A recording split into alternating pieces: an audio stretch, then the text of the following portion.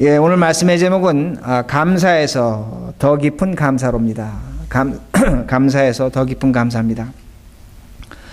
제가 좀 전에 유치부 학생들이 나와서 이렇게 찬양할 때 여러분들이 제가 한 번에 애들을 다 다스릴 수 있다고 하실 때 여러분이 믿지 않으셨습니다. 네, 저는 할 수 있습니다. 왜 할 수 있냐면 제가 지난 여름 그 유치부 성경학교 때 한 가지 비법을 배웠습니다. 그건 뭐냐면 솜사탕입니다. 솜사탕입니다. 제가 솜사탕을 주겠다고 하니까 애들이 뭐 성경도 외우지 않고 뭐 찬송도 부르지 않던 애들이 한 줄로 줄을 섭니다. 그리고 솜사탕 주겠다고 하니까 애들이 나와서 성경 찬송 다 했습니다.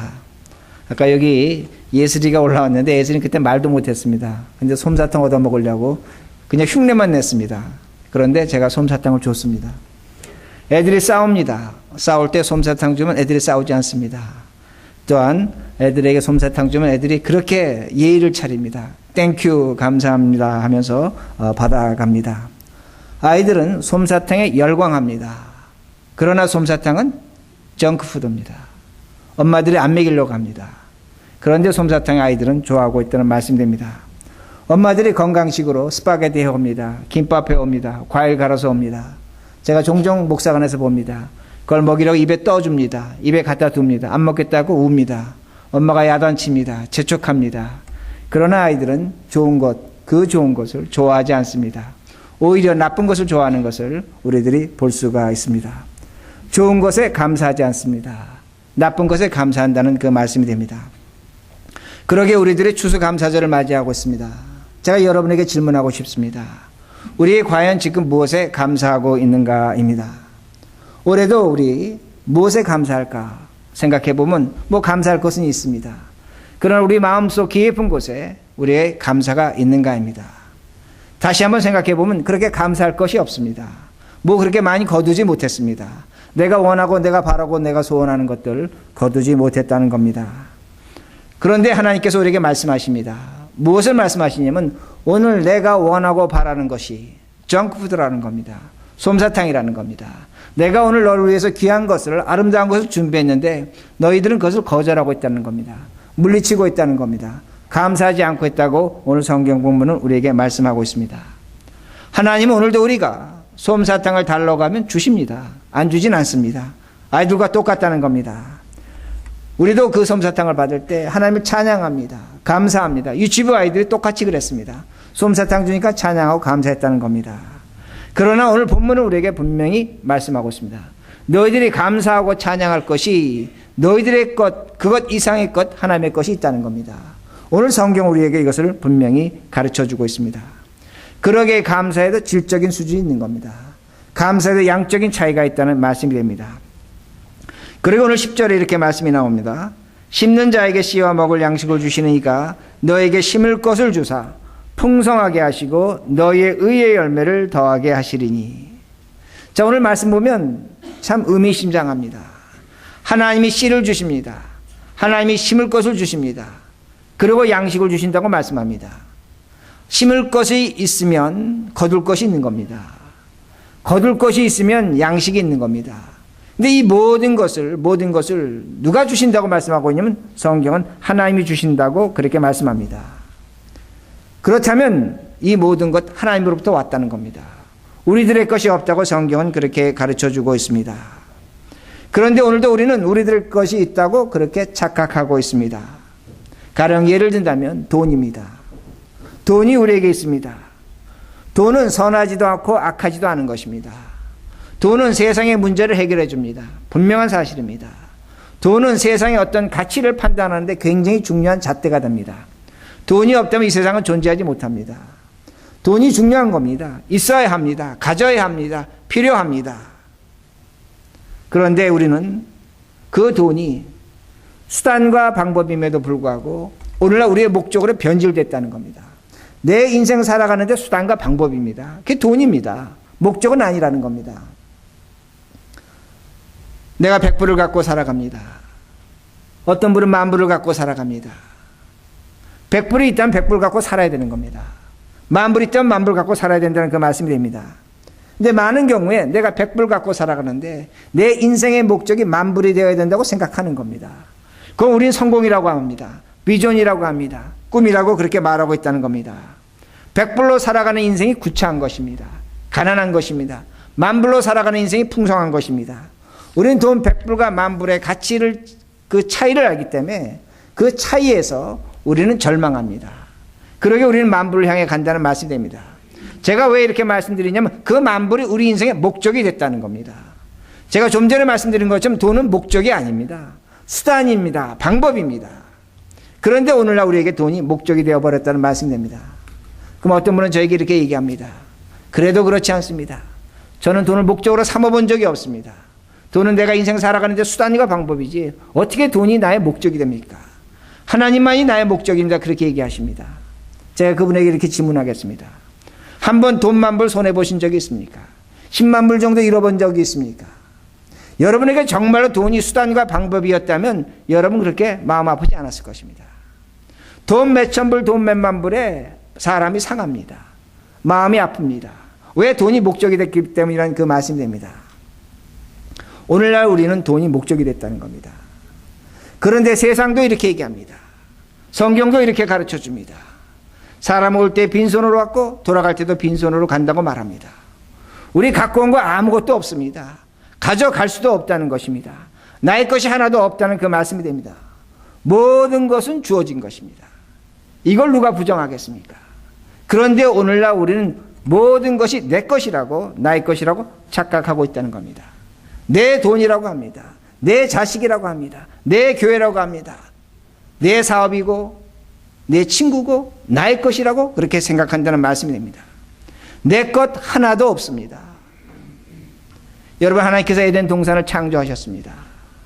그리고 아담과 이브에게 에덴 동산을 다스리라고 맡기셨습니다. 왜 아담과 이브가 선악과를 따먹었습니까? 내 것이라고 생각한 것입니다. 하나님의 것이라고 생각하지 않은 겁니다. 도둑질한 겁니다. 맡기신 건데 내 것이라고 생각했습니다. 그러기에 그걸 따먹은 것입니다. 소유욕이 있는 겁니다. 인간의 죄가 어디서 시작되나? 다른 것이 아닙니다.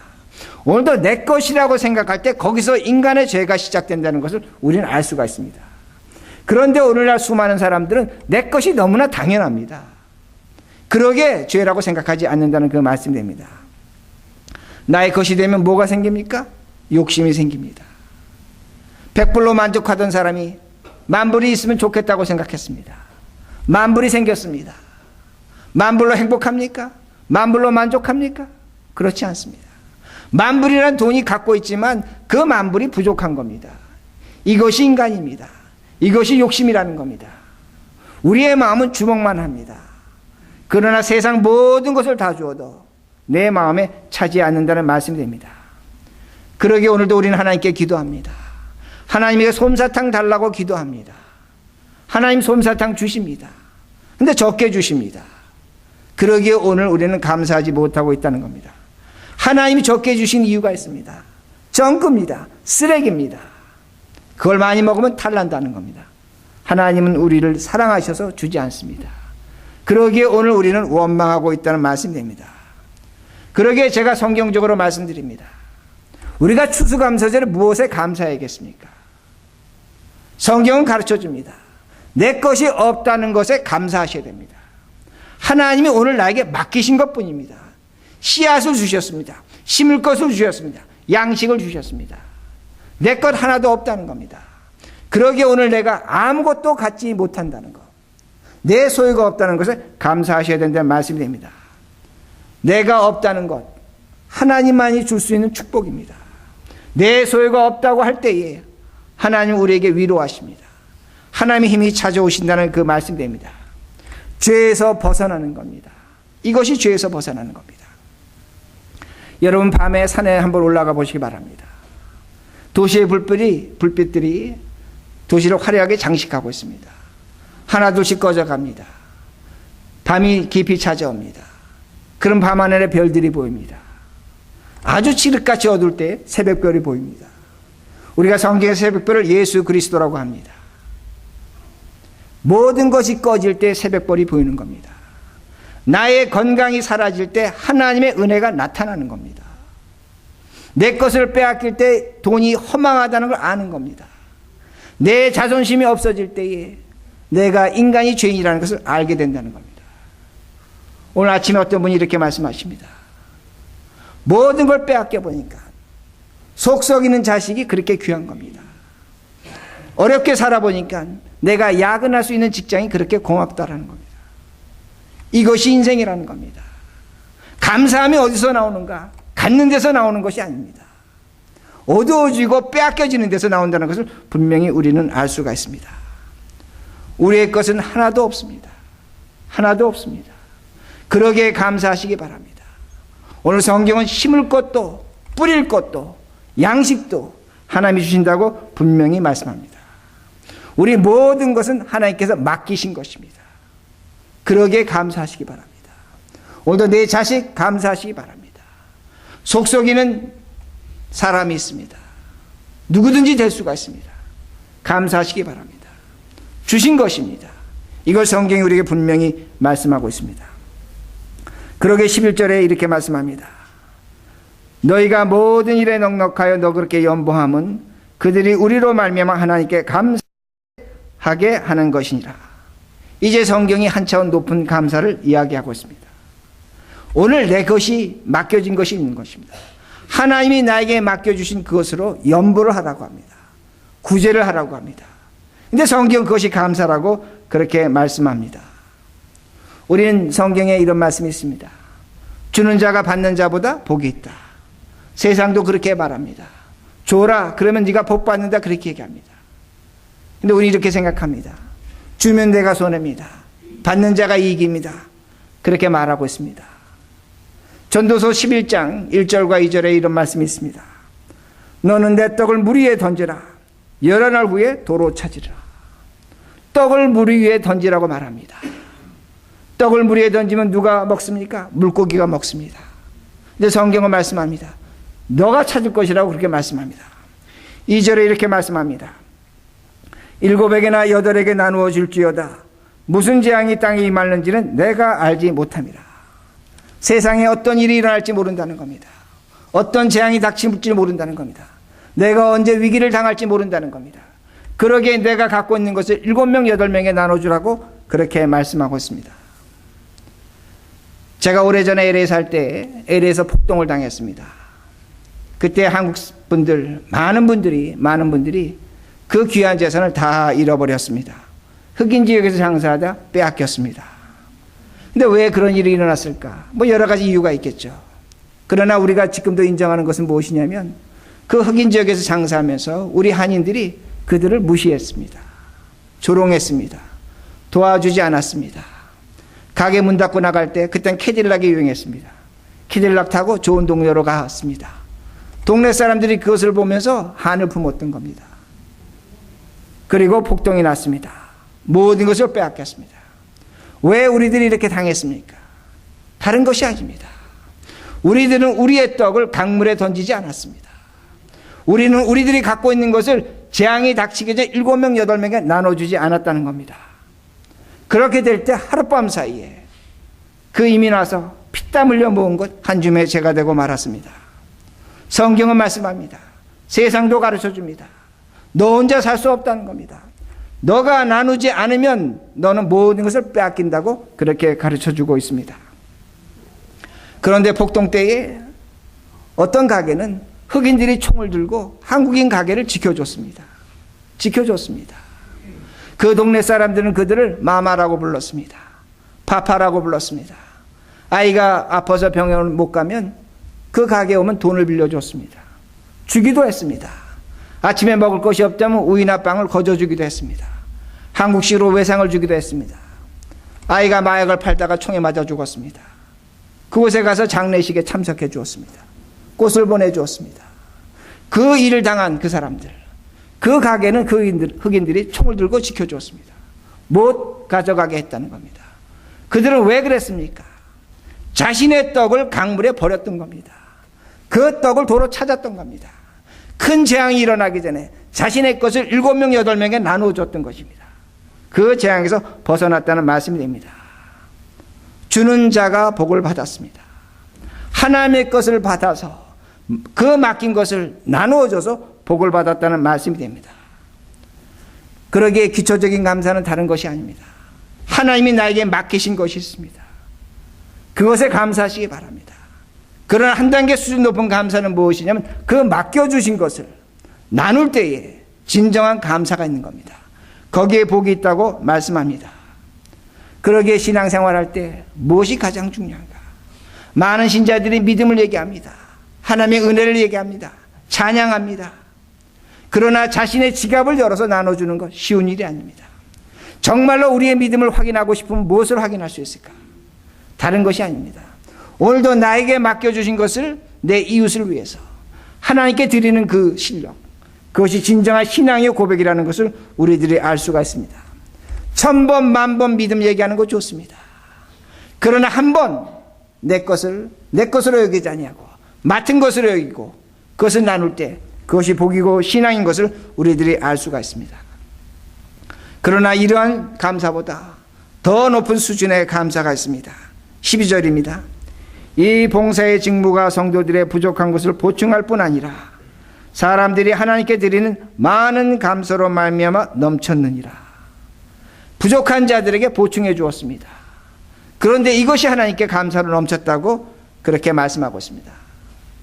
오늘 본 고린도 후서는 다른 것이 아닙니다. 예루살렘에 기근이 들었습니다.